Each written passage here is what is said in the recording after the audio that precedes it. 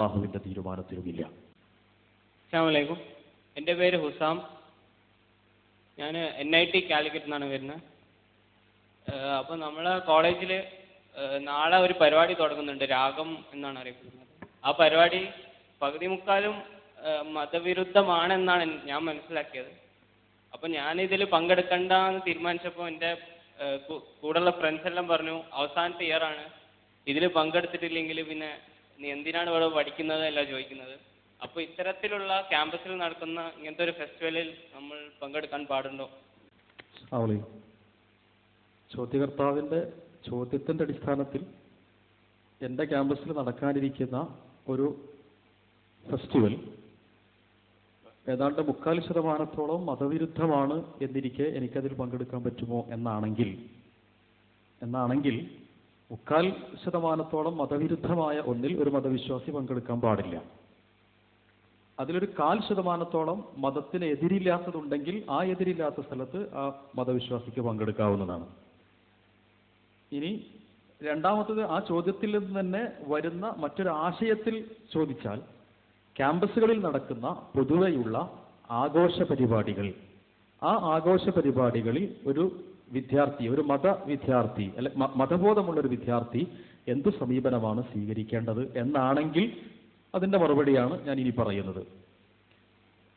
ഇത് ഞാൻ പറയാനുള്ള കാരണം, ഒരുപക്ഷെ അദ്ദേഹത്തിൻ്റെ ഇന്ന ക്യാമ്പസിൽ എന്ന് പ്രതിനിധീകരിച്ച് ഇവിടെ ചോദ്യം ചോദിച്ചു, ആ ചോദ്യത്തിന് മറുപടി ഞാൻ പറഞ്ഞു. പിറ്റേ ദിവസം വരുന്ന ഏതെങ്കിലും ഒരു സമയത്ത് കുറച്ച് കഴിഞ്ഞതിന് ശേഷം NIT ക്യാമ്പസിൽ നടന്നിരുന്ന ഇന്ന പരിപാടിയിൽ പങ്കെടുക്കാൻ പാടില്ല, മതവിശ്വാസികൾ പങ്കെടുക്കാൻ പാടില്ല എന്ന് ഇന്ന സംഘടന, MSM എന്ന സംഘടന പ്രസ്താവന ഇറക്കിയിരിക്കുന്നു എന്ന് ആരെങ്കിലും ഈ വീഡിയോ ചിത്രം ഉപയോഗിക്കുന്നു എങ്കിൽ അതിനുള്ള വസ്തുതയാണ് ഞാൻ ആദ്യം വിശദീകരിച്ചത്. ഏതൊരു ക്യാമ്പസിൽ നടക്കുന്ന ആഘോഷ പരിപാടികളും ചോദ്യകർത്താവിന്റെ ചോദ്യമനുസരിച്ച് 40% മതവിരുദ്ധമാണെങ്കിൽ ആ മതവിരുദ്ധമായ പരിപാടികളിൽ പങ്കെടുക്കാൻ പാടില്ല. ആ പരിപാടികളിൽ ഏതെങ്കിലും ഭാഗം മതത്തിനോട് യോജിക്കുന്നതോ അല്ലെങ്കിൽ മതത്തിന് എതിർപ്പില്ലാത്തതോ ആണെങ്കിൽ അതിൽ പങ്കെടുക്കുന്നതിന് വിരോധവുമില്ല എന്നതാണ് MSMന്റെ വീക്ഷണവും MSMന്റെ കാഴ്ചപ്പാടും. ഇനി നമ്മുടെ ക്യാമ്പസുകളിൽ പലതരത്തിലുള്ള ആഘോഷ പരിപാടികൾ ഉണ്ടായിരിക്കും. ഈ ആഘോഷ പരിപാടികൾ 3 തരത്തിലാണ്. 1, പക്ക മതബന്ധിതമായ ആഘോഷങ്ങൾ. 2, മതവിരുദ്ധമായ ആഘോഷങ്ങൾ. 3, മതേതരമായ ആഘോഷങ്ങൾ.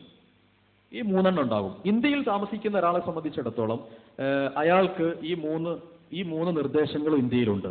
ഇന്ത്യയിൽ മതവിരുദ്ധമായ നിർദ്ദേശങ്ങൾ ഇന്ത്യയിൽ പല ആളുകളും പറയാം. മതപരമായ നിർദ്ദേശങ്ങൾ ഉണ്ടാകാം, മതേതരമായ നിർദ്ദേശങ്ങൾ ഉണ്ടായിരിക്കാം.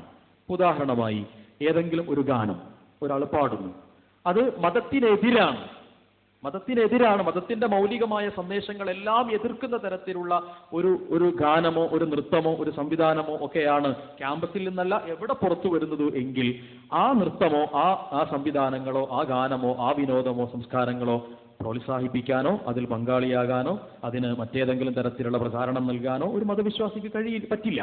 എന്നാൽ മതേതരമായ കുറെ ഭാഗങ്ങളുണ്ട്. അതിന് മതത്തിനോട് നേർക്കുനേരെ അതിനെതിരല്ല, മതത്തിന്റെ ഏതെങ്കിലും ആശയത്തെ അത് എതിർക്കുന്നുമില്ല, ഏതെങ്കിലും ഒരു തിന്മയ്ക്ക് അത് പ്രേരണ നൽകുന്നുമില്ല. അതൊരു നന്മയാകണമെന്നൊന്നും നിർബന്ധമില്ല, നേരെ മറിച്ച് അതൊരു തിന്മയ്ക്ക് പ്രേരണ നൽകുന്നില്ല, മതത്തിന്റെ ആശയത്തെ എതിർക്കുന്നില്ല, മതപരമായ ഏതെങ്കിലും സംസ്കാരങ്ങളെ ചോദ്യം ചെയ്യുന്നില്ല. എന്നാൽ അനുവദനീയമായ ഏതെങ്കിലും തരത്തിലുള്ള ഒരു സംവിധാനമാണെന്ന് വിചാരിച്ചോളൂ, അത് അനുവദനീയമായൊരു വിഷയത്തിൽ മതത്തിന്റെ വിധി, അതിന് പങ്കാളിയാകുന്നവർക്ക് പങ്കാളിയാകാം, പങ്കാളിയാകാത്തവർക്ക് പങ്കാളിയാകാതിരിക്കാം. അതിൽ അത്രയുള്ളൂ ആ വിഷയത്തിലുള്ള വിധി. നമ്മുടെ ക്യാമ്പസുകളിൽ ഇത് മതേതരമായ പരിപാടികൾ നടക്കാറുണ്ട്, അല്ലെങ്കിൽ പൊതുസമൂഹത്തിൽ ആഘോഷ പരിപാടികൾ എന്ന നിലയ്ക്ക് മതേതരമായ പരിപാടികൾ നടക്കാറുണ്ട്.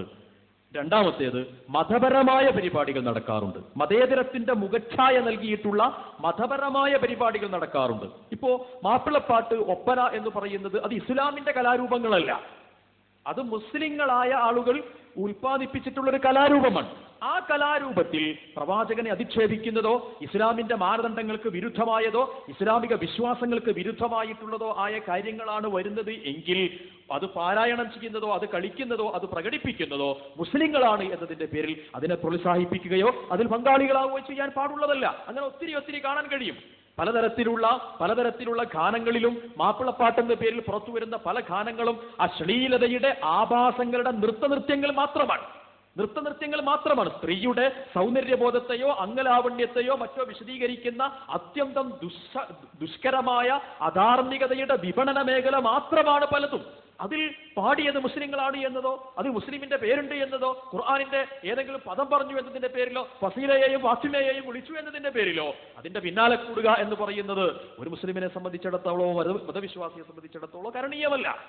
എന്നാൽ മതപരമായി പക്കാ മതവിശ്വാസത്തിന്റെ മേഖലയിൽ നടക്കുന്ന പരിപാടികൾ ഉണ്ടാകും. ഇപ്പൊ ഉദാഹരണമായിട്ട് ഇതര മതവിശ്വാസികളുടെ ആരാധനാ സംവിധാനങ്ങളും ആരാധനാ അനുഷ്ഠാന മേഖലകളിലുമൊക്കെ ഉപയോഗപ്പെടുത്തി നിർവഹിക്കുന്ന ആഘോഷ പരിപാടികളോ നൃത്തങ്ങളോ മറ്റോ ഉണ്ടായിരിക്കാം.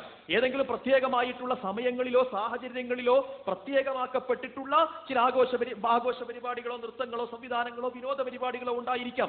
അത് മതപരമായി പക്കാ ഒരു മതവിശ്വാസിയുടെ മതപരിപാടിയാണ് എന്ന നിലയ്ക്ക് ആ പരിപാടി മുസ്ലിമായ ഞാൻ, മുസ്ലിമല്ലാത്ത ഒരു മതവിശ്വാസം, ഇപ്പോ ഹൈന്ദവതയുടെയോ ക്രൈസ്തവതയുടെയോ പേരിൽ അവരുടെ മതപരമായ രീതിയിൽ ഉപയോഗപ്പെടുത്തുന്ന വ്യത്യസ്തങ്ങളായിട്ടുള്ള പരിപാടി ഉണ്ടായി, അവിടെ മതപരമായ ചടങ്ങാണ്, മതപരമായ ആചാരമാണ്, മതപരമായ അനുഷ്ഠാനകർമ്മമാണ് എന്നതിന്റെ അടിസ്ഥാനത്തിലൊക്കെ നിർവഹിക്കുന്നുണ്ടാകും.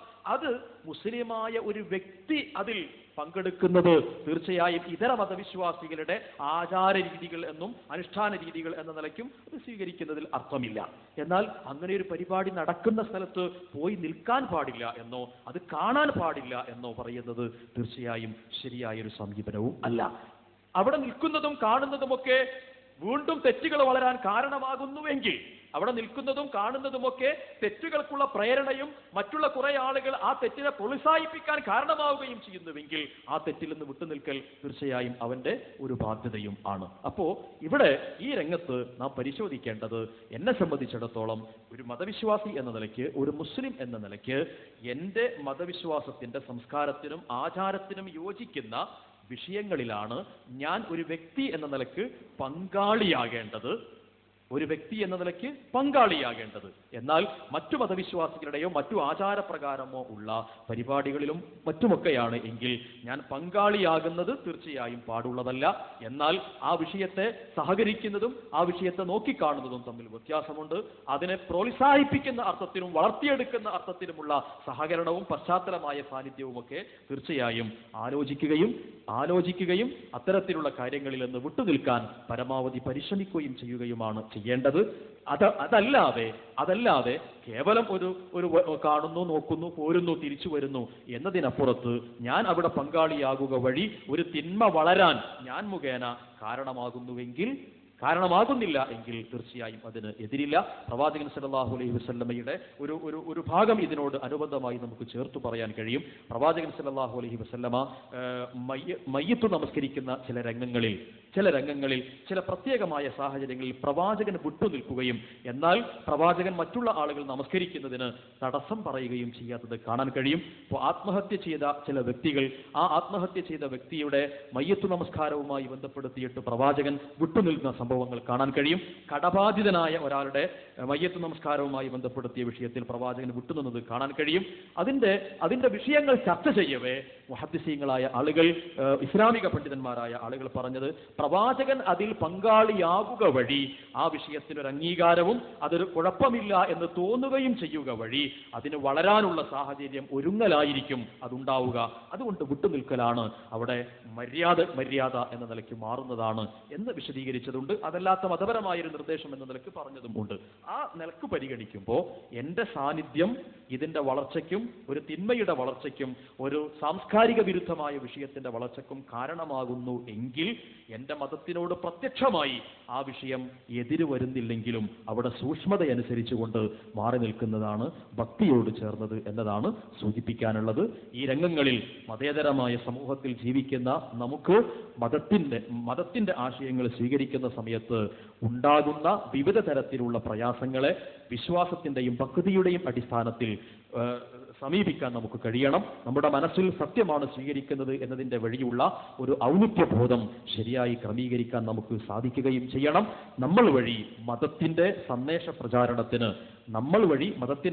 പ്രചാരണത്തിന് തടസ്സമാകുന്ന സമീപനങ്ങൾ നമ്മൾ സ്വീകരിക്കാതിരിക്കുകയും ചെയ്യണം.